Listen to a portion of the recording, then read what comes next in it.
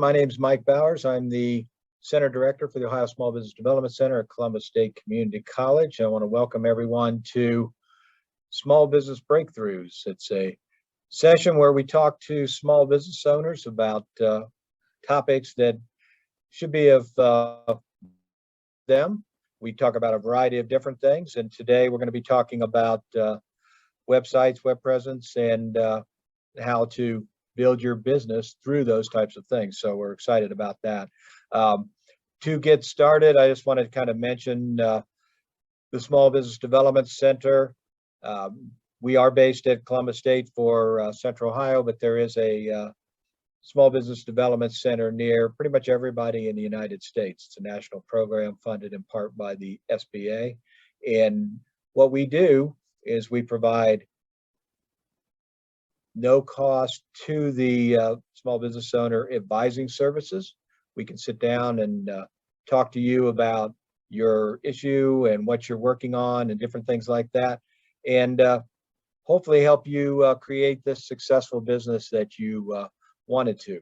We deal with individuals all the way from I have an idea and that's it, I don't know anything about business, to businesses been around for a while. So we have a great team, and the SBDC program is a great program, and we hope that you take advantage of that.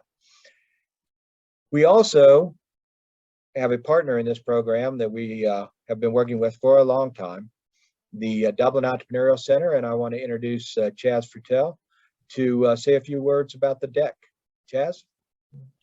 Great, thank you so much, Mike, and it's certainly a pleasure to be able to co-host this event with the Small Business Development Center here in Central Ohio. And the deck has been around, the Dublin Entrepreneurial Center has been around since 2009. To date, we've graduated over 170 businesses from the deck, and we currently have approximately 150 businesses that we have on site right now. But what we are proud really to offer to local businesses is a place to call home. So we have various types of office and drop-in space and conference rooms and Wi-Fi and printing and phones and all those kinds of things that you need as a basic service to have a business, and that's all included with what we have to offer. But the main thing is community, and we've been very successful at building a very strong community here at the deck. And Kauffman Foundation did a study a number of years ago and said that if you place your business in an entrepreneurial type of a setting, that you've got an 80% greater chance of succeeding. And with 80% of businesses failing in the first 5 to 10 years on average, being able to flip that is a pretty good way to run your business.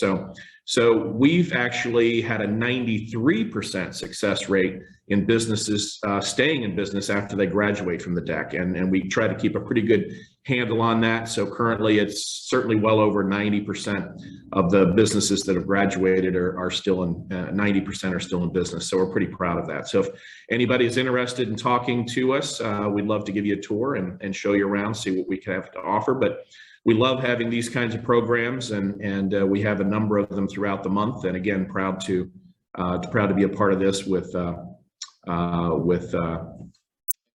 you and your team, Michael. I'm excited today because one of our great tenants that's been around for a long time, Matt Adams, is been a deck business here for a long time, and actually does the marketing and website and whatnot for the deck. So it's great to hear from him. And just for all of you that are interested, he does a fantastic job and has built quite a team that does that for us and a number of other deck tenants, and certainly some great work throughout the community. So Matt, looking forward to hearing from you today. Great, thanks. Appreciate that. Appreciate it. So with that's a great segue. Want to bring on Matt Adams. Matt is the founder and the head of .the Creative, and I've known Matt for a while. We've been involved with the deck since the beginning, since the 2009, and have found it to be very valuable for the individuals that come here, that work here. we have been able to work with a number of them and provide services to them, and we still continue to do that. So Matt, we're going to talk about websites and all the cool web stuff and things of that nature, all the black magic that nobody understands that you guys do. But before we do that, why don't you tell them a little bit about you, a little bit about .the Creative, and maybe even share a little about your experience, being here at the deck. Yeah. Well, thank you so much for having me today. This is really cool. We see a lot of great companies coming through SBDC and certainly in here into the deck and watching them graduate out of here and really grow in their businesses. Yeah, I'm again Matt Adams. I own .the Creative. We're a digital marketing, social media, and web design company based out of Dublin, Ohio. We're in our 11th year of business. We'll be 12 years in June. If you believe it. We started off back in 2010. It was just me doing what I can, wearing multiple hats, and eventually moved my office. I did have an out of the home office for a couple of years, but really wasn't around a bunch of other businesses like myself, or more, when I say myself, more like other entrepreneurs, other small business owners getting started. That's when I met Chaz over at the deck, and started talking with him. Moved in, and it was incredible because I was surrounded by other business owners, bouncing ideas off of them. This is what I want to do. How do I do this? Resources like SBDC saying, hey, this is what you should be thinking about when you're scaling. So all these great benefits of being in the deck. And so I grew from myself to, we are now a team of 5, and picking up clients both here locally, all shapes and sizes, and now nationally. We've got some pretty big clients that we like working with, but we really enjoy working with the small business startups as well, and I think we can provide some valuable insights from those companies for these startup businesses. Typically, we work with business owners and marketers that are coming to us because they're frustrated because they're not getting enough traffic to their website, or maybe they're worried about their social media engagement, or that their web leads aren't sufficient. Conversion rates are a disappointment. They're not turning into sales. So we look at all of these things, a very holistic approach in looking at your operations, what you're doing sales-wise, what your message is, to help them get the most out of their advertising and marketing dollars. So that's us, .the Creative, and a little bit about what we do. So I'm real excited to answer any questions you guys have and help where I can. Okay, great. Thank you a lot. So what we'll do today is Matt and I, we've talked a little bit, and obviously I've known Matt for a while. So we're going to talk about different aspects of web stuff, and we'll talk about some stuff that can be applicable to early stage companies, but we'll also kind of move up to if you've been in business for a little while, we'll touch on some of that also. And I also wanted to mention that in the group here, Bruce Walters is on board. Bruce is one of our business advisors, and Bruce has been, actively assisting with this program since the inception. I think this is our 4th program. And then also Tanya Wilson is participating today. She is one of our business advisors also, and she does a lot of work on the marketing side as well as the social media side. So we have a couple of folks on here too. And if you have questions, we encourage you to put those questions in the chat, and Bruce and I will be monitoring the chat, so we'll make sure that we try to answer your questions. And don't hesitate to put it in there, and we'll try to get those answered. And also, if you have an interest, you can see that the deck information's in there. I think Bruce put our information in there as a small business development center. Go ahead and put your information in there too, because there's individuals on here that are looking for folks to work with and partners. And it's like Matt said, I mean, networking is really critical. And he did it, being here at the deck and different things like that. But this is also a great opportunity to network in a little bit more of a virtual setting. So don't hesitate to put your questions, put your information into the chat, and we will get to that as we move forward. So, Matt, let's kind of jump in here and get started. So, when we think about websites for small business owners, you know, it's interesting to me. I've been doing this for quite a while, but just to watch the progression of websites. And I remember thinking, you know, probably 20 years ago, about websites, and, you know, people would say, I don't need a website, I don't need to mess with this. And, you know, it was kind of like, well, you need to put something up. And what we were putting up then is just really kind of almost brochures up on the web. They didn't do much. And, you know, now, you know, websites can be a huge boom for the business. So what do you think some of the things as an earlier stage business that these folks should be thinking about, whether I'm going to create my first website, or maybe I have something that maybe still looks like a brochure, but, you know, what do I need to be thinking about next steps, or what's important? Yeah, you know, what we see a lot of, a common misstep is that, and you kind of touched on it a little bit there, is, well, I need to get something up there, right? I need to put something out.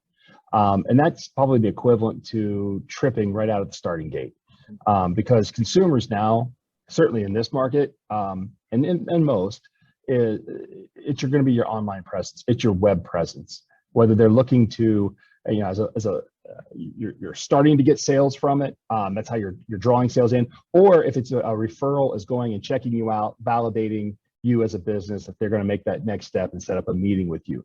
So having a solid website that really defines what your dominant leverage point is as a business, what makes you unique, what makes your product great, what makes your brand so good, what is it, you know, are you trying to project for your business in the outside world? I like to think of your website as your 24-hour, 365-day salesperson that's out there talking about you and your business. And if your salesperson shows up with, you know, mustard on their tie, you know, torn clothes, they're spouting out wrong information, you know, you're not going to close that sale. And that's what your website can do for you. If you're just sort of throwing stuff up on there, you're grabbing clip art or images off Google, don't do that. You'll eventually get in trouble for that. Doing those sorts of things. So, you know, how do you get started on your own, right? If you're going to be just putting up your own website, there's great resources out there. Of course, we would strongly encourage you to call somebody like us. But, you know, if you're going to be trying it yourself using like a Wix or a Squarespace, before sitting down to try and do anything, define what it is that is your brand. Your brand's just not your logo. It's the voice, it's the tone, it's the colors that you use. It's your company's personality. A logo is just an avatar, a moniker of what the visual representation of what your overall brand is. So defining who you are as a business, what makes you unique, and start writing that out and understanding and easily being able to communicate what it is that you do and provide. So starting there is key when it comes to a website. We can get into the technology and certainly give you my opinions on different builders, but that's the first step that we see startup businesses. Maybe it's a misstep that they don't take the time to do that. They're excited about what they have to offer and want to get into business, and they forget about that part. So you mentioned this earlier, and I agree 1,000%, but, you know, your website could be your 24/7 salesperson. And if it's done correctly, like it should be done, you know, you can go in somebody can go to midnight and inquire or find out about you, or maybe even buy, depending on how the business is set up. And do you find a lot of the folks that come in the earlier phases, and maybe even in the later phases, they don't think of it as really a sales tool? They're thinking of it again as this something different, something magical on the web, and they don't really tie it into what's going on. I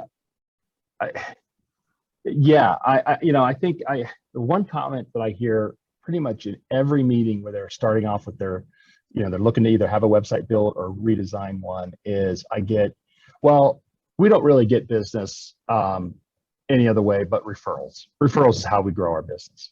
Right. Newsflash, every business grows on referrals. What your website and your marketing is meant to do is to create those opportunities so referrals can happen. It's to get that one-on-one.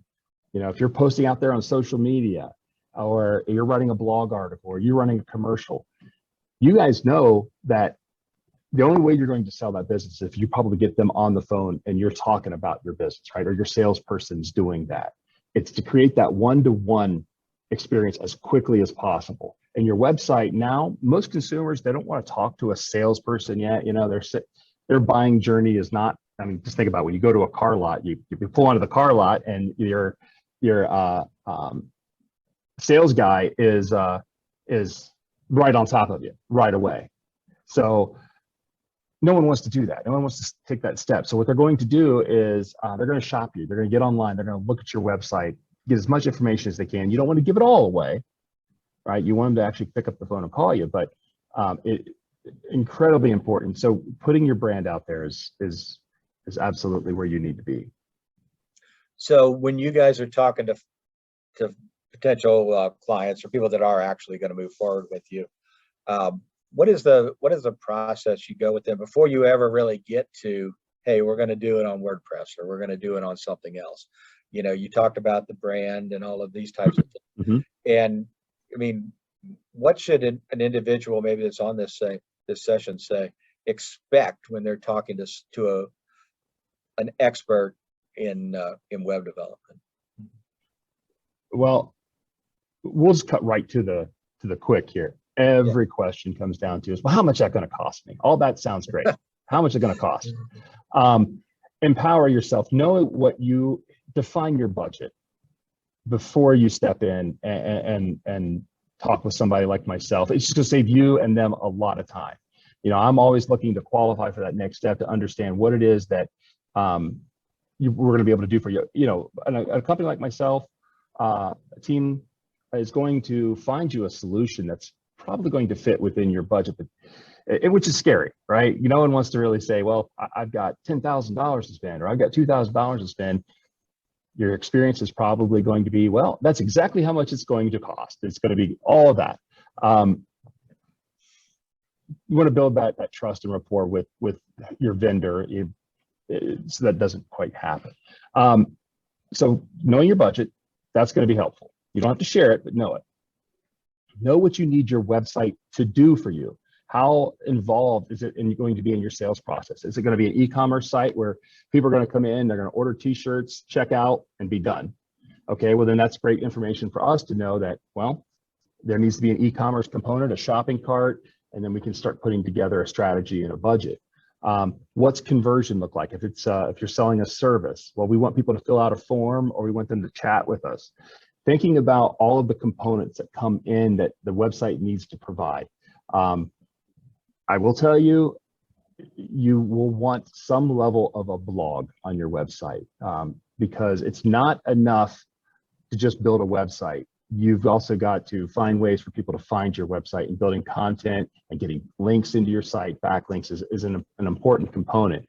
It's like that movie, Kevin Costner, you know, if you build it, they will come. You know, that was the early days of the website and the internet. You could build a website and boom, you're gonna get traffic there. Well, that's not the case now. You've got to build it, make it look great, and then make sure people can find it for what you do, not necessarily just by your own name. So thinking about these questions that you're gonna ask this vendor, myself, and others, know who your direct competitors are.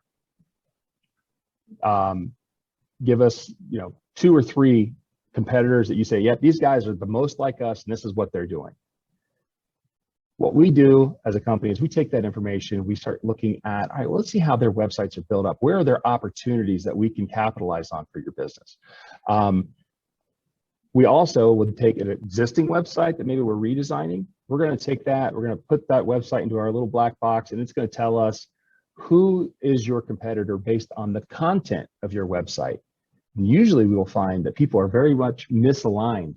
They may be saying all the things that are important, but if I were to put your website in there and show it to Google, Google thinks you do something completely different. That happens with companies of all sizes. We had some, multi-million-dollar companies that had misaligned content and keywords because they came to us with the frustration of, hey, I'm not getting good traffic. Why? Or we get traffic, but they're not at all. People are bouncing off the sites. They're not coming in. They're not converting. What's the reason for that? And oftentimes it's their sites aren't structured the right way. So be thinking about what your goals are, the technology that needs to be integrated with your website, your budget, and then the big component is the copywriting of it. It's not just about writing down what it is that you do, but it's also that balance of saying, hey, look, we need to understand what Google is looking for. What are people searching for out there, and writing content that fits that. So strong recommendation is to certainly find a person or a company to help you with that. That's their area of expertise. You do what you do, and you do it well. Let others around you do what they do. That's a great point, because I think a lot of people, I just want a website, especially earlier stage. I just want a website, and then they end up talking to a person whose primary thrust is building the website, and they don't really do all of this back end stuff, and it doesn't do what they expect it to do. And so that's great advice. You mentioned the blog and things of that nature, and traffic. Mm-hmm. So can you elaborate a little bit more on that? And you talked about some pieces and parts as it related to search engine optimization. I don't want to spend the next half hour talking about SEO. Yeah. You could probably Yeah. spend much more than that. But I think people, they don't understand that, and sometimes they get confused. And especially if they're talking to somebody, how do they know what to be asking and what to be listening for? So I don't know the right words, they don't get taken advantage of, because with SEO, Mm-hmm. there is a process, but it's also easy for, that's almost as close to the black magic of the web. Yeah. We do, it's unfortunate, because we do get a lot of customers that have come in and have had usually a bad experience with another vendor. They've done SEO. They're like, hey, one guy came in and said, he said, I should have taken that $10,000 and just gone to my backyard, dug a hole, buried it, and then set it on fire. I would have gotten more value out of it. And that's terrible. So I become a counselor at that point, and then we work through those problems. But when it comes to SEO, the main thing is you should understand it. And if a company or a person can't explain it into a way that you get it, then be careful of that, because you guys know. I mean, you truly understand something when you can explain it to others, right? You can simplify it. SEO is not difficult to understand. Yeah, there's different tactics that we do, or some pretty next level stuff that you're not going to want to mess with. But the main thing to keep in mind with your website is content is not only king, but it's king, queen, joker. It's everything. It's so important. And to speak plainly, and always adding content to your website. And that's why we like a blog, because part of the Google's algorithm in placing you is how often are you updating your content on your website? How relevant is your content? And who is linking to your content? You want to have a relevant blog article out there. And then if you've got somebody with a high domain authority, a domain authority is a score that third-party companies like Moz use, and they say, hey, based on the content interactions, we would say you're a score of a 35, let's say. For example, Google is a 100. They are the authority when it comes to search engines. So they have a 100 score. How are you ranked with your domain's authority? And in plain terms, how big of an expert are you in your field? And the only way to get that domain authority up is to have other people that are somewhat tangentially related to your field vouching for you. I like to give the example of, if you come to me and you say, hey, Matt, what teeth whitener should I use? And I say, you should just use baking soda. Okay, so that's the equivalent of a low domain authority. What do I know? I draw pictures for a living.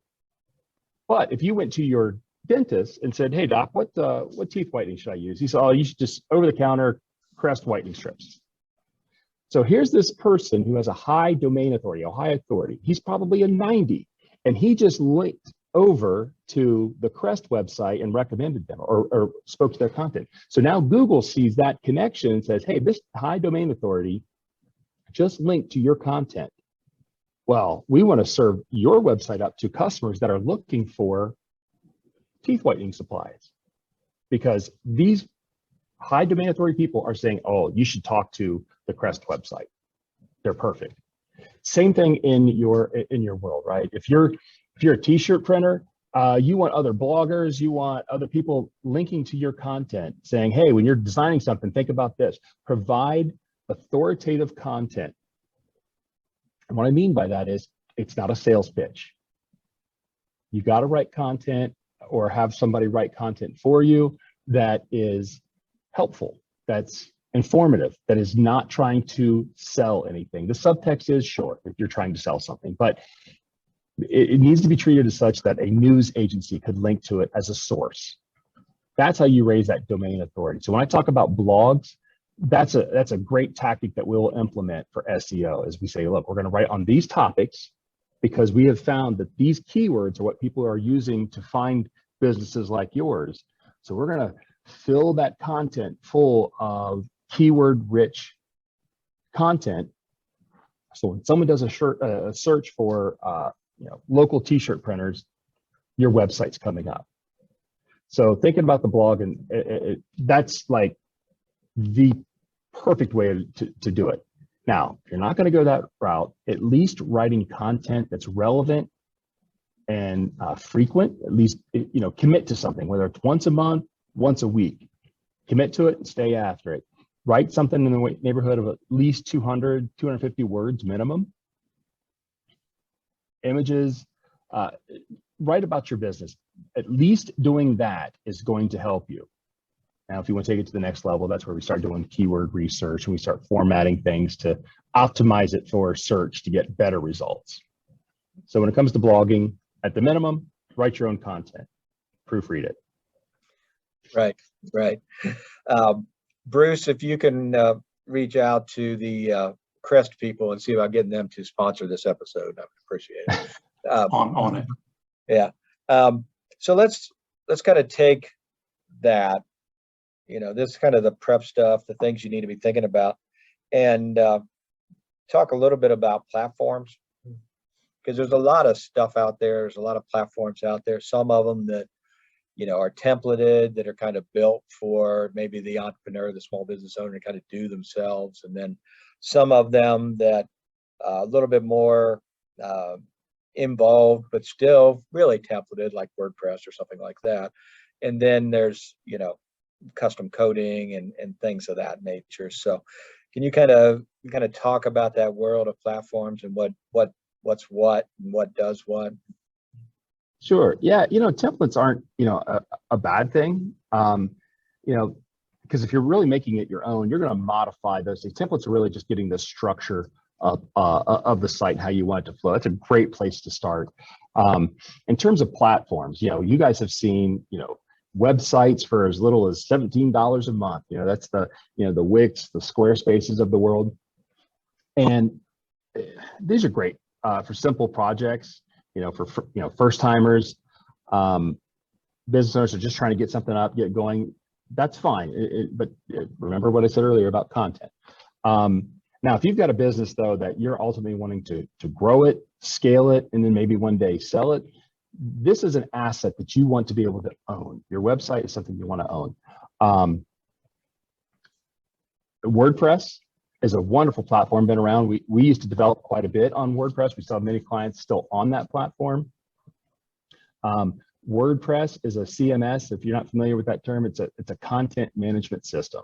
And it's just a way for you to be able to add content and it to show up and propagate in the right spot easily. Don't need to worry about that. Sorry, kind of got into the weeds there. But WordPress is a wonderful platform.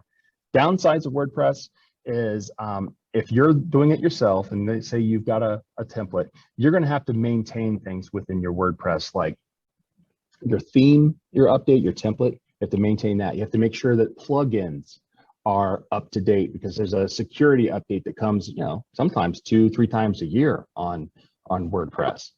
Then you have to worry about your hosting. There's a lot of back end stuff that if you're not IT aware, you're probably not going to want to get into that. We get many clients coming to us where their wife's cousin's nephew's uncle developed their website for them. They can't get a hold of them, or they're not making updates. They can't figure out how to do it. We get in there and there's all kinds of spam embedded in. It's a mess. To avoid situations like that, you can certainly go the Wix, Squarespace route, where it's a little easier to maintain it. What the platform that we like to use for our clients, it's called Webflow. You know, they're all over the TV now with their commercials. Webflow is great if you're working with a company like ours or other developers. It provides a really simple interface for you to be able to update it on your own.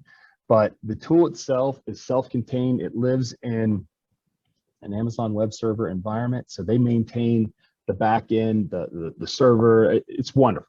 You don't have to worry about the IT portion of it.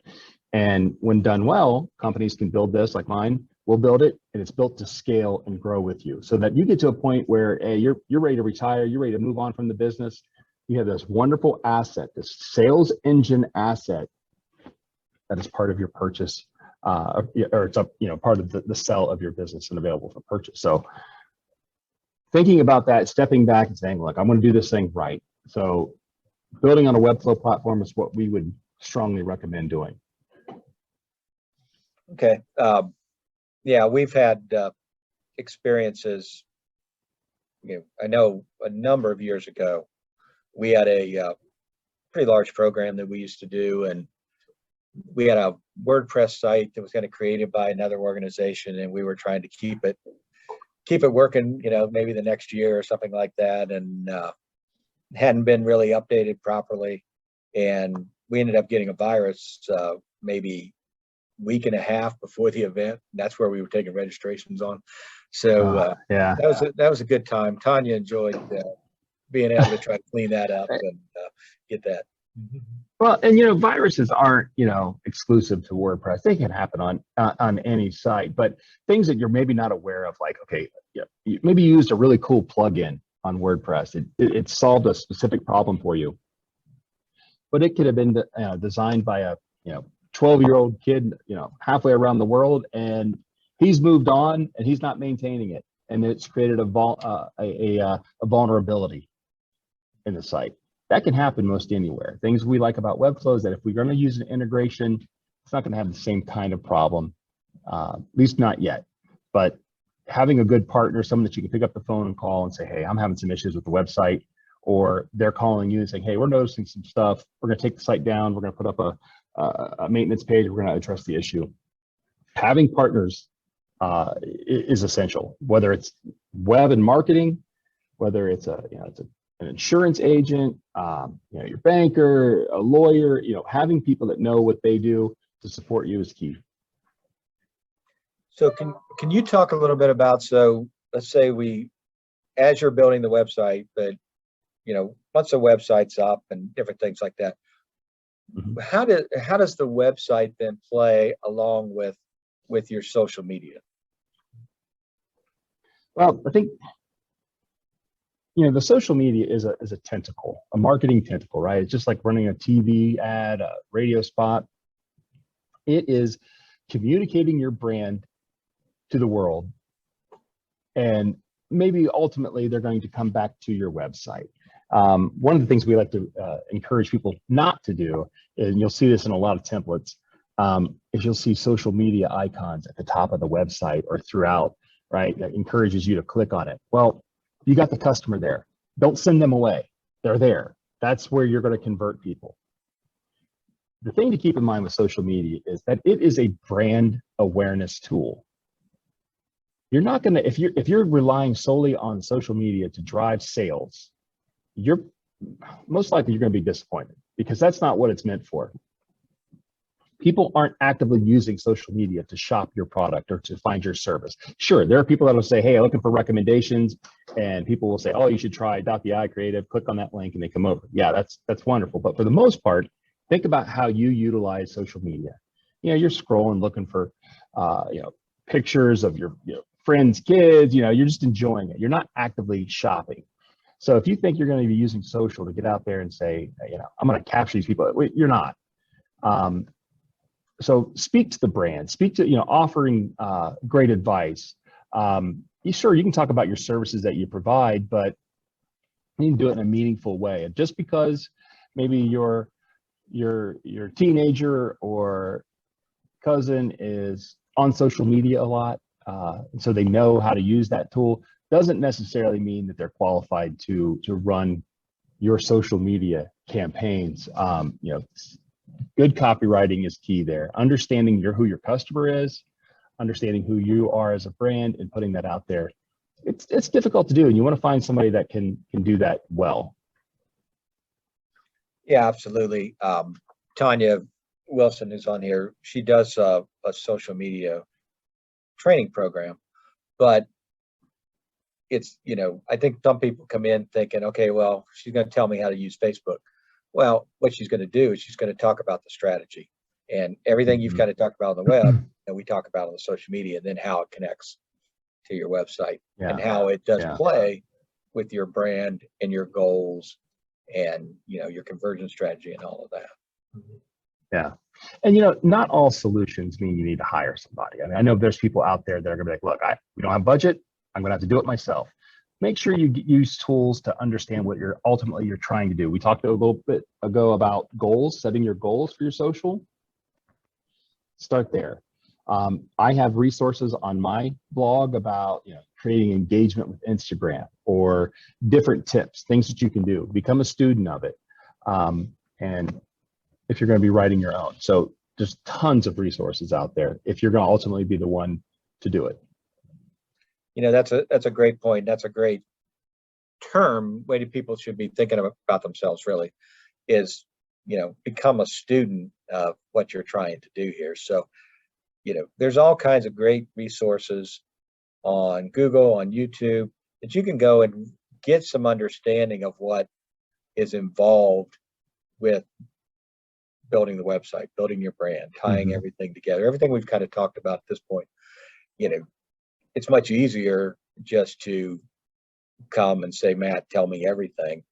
But, if you understand this stuff before, now, obviously there's bad resources on YouTube and Google too. So take some of it with a grain of salt, but, educate yourself so that when you are talking to someone, you understand how it should work, what it should do, what you want it to do. And then you can communicate that, because as you've said before, I mean, if you can't communicate what you're trying to do, how are they going to get the website to be what you want? That's right. And what I'm talking about here is in reference to like organic content. Essentially, you're putting it up there. You're not paying for it to be shown anywhere. You're just sort of talking to people that know you, or maybe you're tagging people that, you want to come in and see your content. But there are some tactics that you could utilize for driving specific sales. And one that we found that works pretty well is the use of retargeting with your ads, and utilizing Facebook and Instagram's ad network to retarget people back to your website. We are in an ADD society, right? You're going to be on a website, and I'm doing something, and squirrel, you look away. I'm already off reading 6 other things, got 50 tabs open on my Chrome browser. So you got to grab their attention. Well, with a good retargeting campaign, you've got some code that's on your website, you got ads, so that when a consumer comes to that page, they don't convert or they achieve a certain goal and they leave, your ads are following them, gently reminding them, hey, come back. We had something. What happened to you? You want to buy me? I'll look great hanging in your closet. Those reminders on social, then that's where, oh yeah, that's right. It's going to trigger that. That's right. I was looking at that. I need to go back and I need to order that. And they'll click on it and bring them back to your site. So there, it does make some sense for targeting direct sales with social. Yeah. So let's let me shift off to another piece of this. So you've got the website. What are your thoughts on how that kind of connects with your other marketing? So let's say that you're doing radio ads, or you're doing print ads, different things like that. There's other stuff, than just the web. I mean, how do you connect all of that together? Well, one of the things that we want to be able to do in this day and age, you can track pretty much everything, right? How effective is your tactics and whether they're working for you. So if you're running any sort of a dynamic campaign, the UTM codes, that's the suffix that's after the links, we want to know how effective was this ad that was running, right? Or maybe you are running just a radio spot and you're sending them straight to your homepage. Well, make sure that homepage is going to convert them. Or if you're running them to a landing page, buying URLs that are going to drive them to a specific page on your site that is all about conversion, then you can track that and you can see how effective that is. You know what your radio buy is, you know how many impressions you're getting. When you're running, then you got your Google Analytics attached to that page and you're tracking the conversion through. So, okay, well, getting our ads running at 1 o'clock, from 1 to 2, it's going to hit a couple ads. It's going to be on the network. Let's watch those analytics come in. Person's coming to the site. They're either converting or they're bouncing. Then you can make those adjustments on your site. But Google Analytics, it's a free tool. Wonderful way to it's free for now anyway. A way to track the effectiveness of some of the things you're doing. We utilize for many of our clients marketing automation software that will nurture them and can see where they're coming from and can help them convert down the road. But you don't necessarily need that right out of the gate. Something we haven't talked about in terms of traditional marketing that's often overlooked is local SEO. That's like Google My Business. Okay. The maps, right? There's a lot you as a business owner can do on your own with that. That will have a significant impact on how your site's performing, how people are receiving your business, how they are, what you want them to do. You want them to order online? Do you want them to make an appointment? There's a lot of things within the Google My Business section that you have a lot of control over and that consumers use and rely on. Yeah, no, that's a great point. It's a great point because I know that for me, I'll search something, but then a lot of times I'll end up going down to that kind of, Google My Business type of piece that, I can learn this here, learn this there. Oh, there's the website, it can take me right there. So, yeah, those are great resources. So once you get the website up and, it's going along and it's doing what it wants and different things like that. As a small business, how often should you expect to update that? You got the greatest website in the world.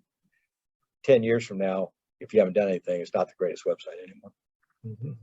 Well, if it's making you money, it is, right? Yeah. If you're hitting those goals, then great. We don't, we look at multiple factors, and just on what everyone sees, the front end, does it reflect your brand?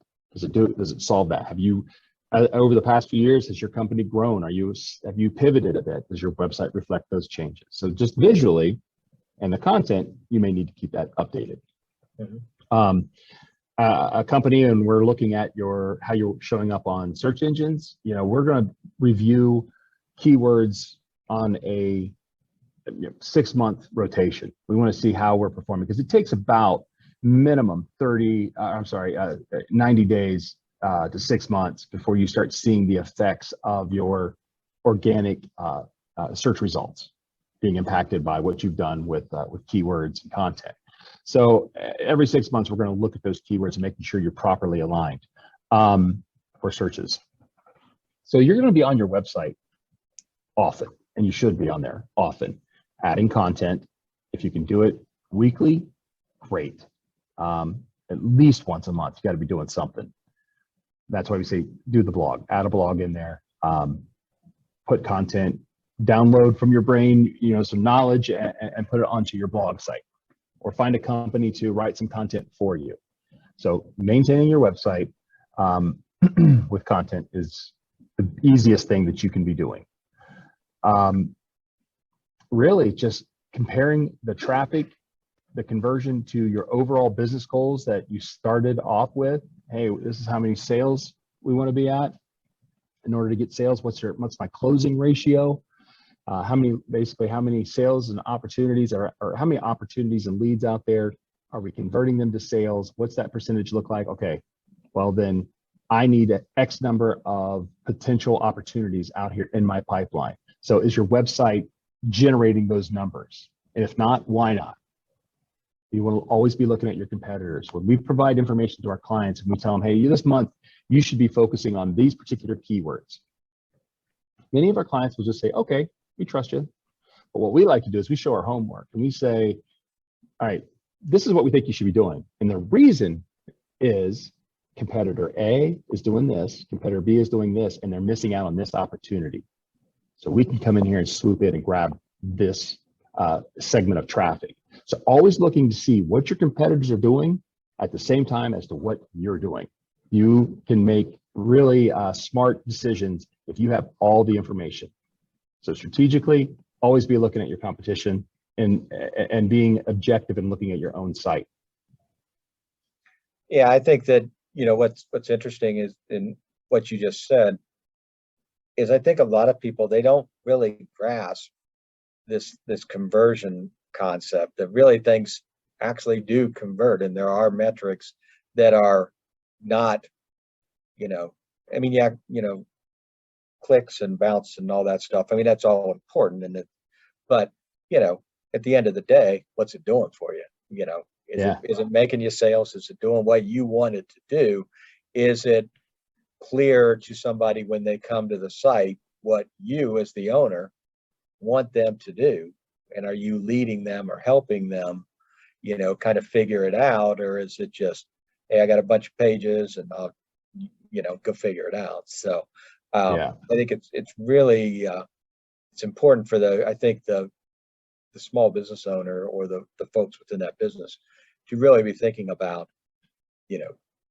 that piece of it, because ultimately at the end of the day, that's the goal, and they may not be buying online, but maybe they're getting to you, maybe you want them to get to you. Because I had a client one time that she had her website, and on the website, she had,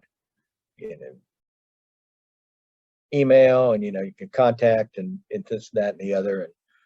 But it wasn't super clear. I mean, there's a whole bunch of stuff on the page, and this was several years ago, but she didn't want people booking online.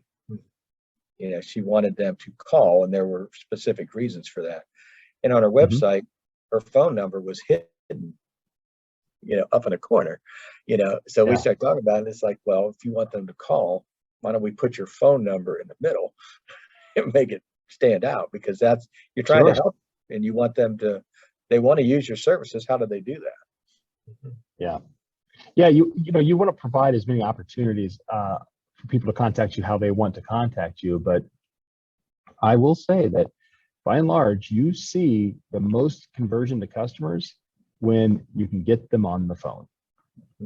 We put forms on the site. I think most people's experience with when they contact a company of some size is that they're gonna send the email, they're gonna fill out the form, and they'll never hear back. People want to feel as though they have that, they don't have to talk to somebody, so it makes them feel comfortable that it's there. But they oftentimes, if there's a phone number, they're just gonna want to call, fix my problem, tell me what I need. A good sort of intermediate step is like a chat bot or a live chat function where they don't have to pick up the phone and call you, but they can chat with your, maybe you've created a chat bot sitting on your site and it's collecting the information and providing them with answers. But the main part is that it's collecting information so you can always follow up with them. Or if you're chatting live with them, getting them the answers to their questions. But ultimately getting them to your salesperson or whomever they need to speak with to make that sale happen. Yeah, absolutely. So you've talked about a lot of the stuff that you guys do to support the business, and after the website's up, you're keeping an eye on it. If they're engaged with you, you're doing all of these types of things. So talk just a little bit more, maybe, tie it all together, this kind of ongoing support, both technical and business wise, that you provide, but maybe they should be thinking about, because once they get the site up, the business is going to continue. So it would be helpful to have some continued support. Yeah, it's all going to, what you're ultimately going to do is you got the site built, it's there. What are the steps now to get it in front of people? We like to use the example that, well, you've decorated the hall, now you got to send out the invitations. And whether that is, Google Ads or radio or TV, that solution is going to be dictated by who your customer is, how best to communicate with them. So digital ads might not be the answer. It might mean, hey, you know what? We need to run a radio ad. That makes the most sense. Do it. That's what you're going to need to do. And that's understanding who your brand is, understanding who your customer is. Once you understand all of that information and you can articulate it well, then sitting down with a company like myself, you're not just going to be starting to shoot off just a bunch of different tactics and you're going to try this 1 month and then you're going to switch over here and try this month. And when it's all said and done, you've spent a lot of money and you've gotten no real solid information out of it, no actionable steps. Right. So be thinking about that. And if you can articulate that, we like to say that, your budget is going to work harder and last longer when your brand realizes the very best version of itself. Once you know what your brand is, whether you've got $100 or $100,000, it's going to work for you because you can articulate what it is that you're providing. So whatever tactic you ultimately focus on, at least if you've got your brand figured out, that's going to be key. There are a lot of solutions out there, real cheap ads. Try these very different tactics. You're going to throw some money at it and see if it works. And now you've tried it for a week or 2 weeks. There's no way you're going to be able to get enough information out of that to make it an intelligent decision on whether or not that was an effective tool. Right. So depending on your category, ads can be digital ads can be pretty expensive, or there might be some opportunities there on different markets that maybe those keywords aren't that expensive, and finding a good provider to give you that insight and saying, look, if you want 30% of all searches that are being done out there in Central Ohio for your particular product, this is the level of financial commitment you're going to need to be spending. And then a company like ours, we're going to look at this, we're say, all right, here's your budget, here's your ad budget. Now, let's focus on things like getting your relevancy score up. How relevant is that ad to the content you're sending them to? All right, well, we can get that up to a 97. Well, your ads just got cheaper. Are they converting? Well, no, we're getting clicks, but no one's converting. Is there a problem with your landing page? If so, we're going to address that and watch it. They're still not converting. You know what? Maybe that's not a good keyword for that. The intent's not there. So let's relegate that. Let's not spend as much money on that. Let's be smart with our dollars and let's track all our efforts. Yep, absolutely. So I've got one more question, but before we do that, where should people go to find you? I see we've got the website right in front of you on the screen, but where should we get to find you? Yeah, see, I mean, online, of course, the name of the company is .vi Creative. It's right there. And then right here's our web address. It's been up the entire time. dticreative.com. My email address is there. I'm at DTI Creative. Shoot me some questions. Schedule a time to talk with us, and we can sort of see what it is you're trying to do. See if it's a good fit. If working with us, if maybe it's not, maybe we're not the right solution for you. And it's okay if we're not. We'll help you and where we can. We're used to working with businesses that are just getting started. So we understand your dilemma. You've got limited dollars. I've yet to have one client come in and say to me, well, money is no object. Every single one of them will say, well, I don't have a lot of money. It's okay. I don't have a lot of money either. I get it. We're going to find a smart solution that works for your business and works for you. So maybe it's us, maybe it's not.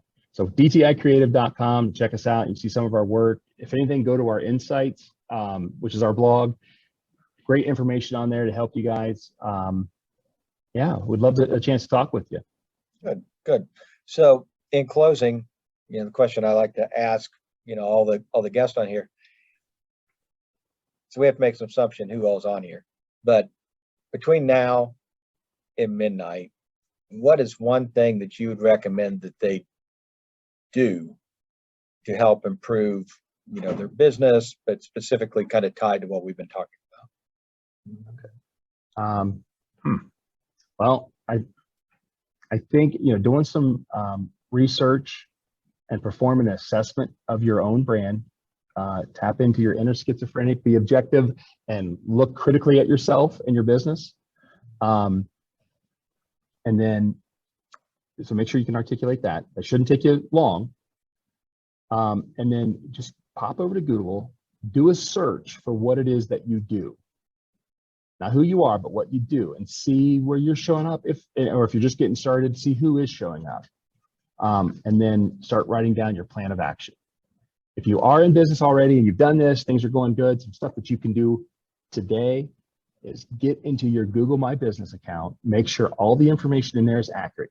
Your hours, you've got a holiday coming up, you have special holiday hours, get those in there. If you've got, there's special features, like you've got off-street parking, add that. You can add photos to your Google My Business, recent photos, keep those up to date. If you're running a promotion, put an offer on there. That stuff all shows up within the Google My Business listing. Your customers can see that. And then something that you're probably not gonna be able to do it today, but it's really important, is get those reviews. You got happy customers out there, ask them for the review, have them post it to Google. That's a major factor in determining where you show up. So start getting reviews. Okay, well, that sounds great. I appreciate you joining us today. It's been great information. We will have this up on our YouTube channel, which is Ohio SBDC, along with the other Small Business Breakthrough episodes. And obviously, if there's anything that we can do as a Small Business Development Center, our website is sbdccolumbus.com.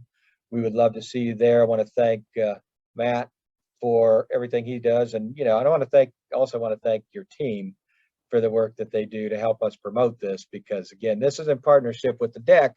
So Chaz and the team there, and you guys do a great job in helping us, get the word out about the stuff that we're doing in conjunction with the deck. And we really appreciate it. And if you have interest in talking to Chaz or talking to the folks at the deck, that is deck, DEC in Dublin.com. And that's their same social channels, also Instagram, different all across that way. And Chaz would be more than happy to chat with you, not just about space, but he also he's a business guy. He's got multiple businesses. He's been around here for a long time. I mean, maybe you don't have a lot of money to buy a big office, but you don't have to, because they have virtual space here.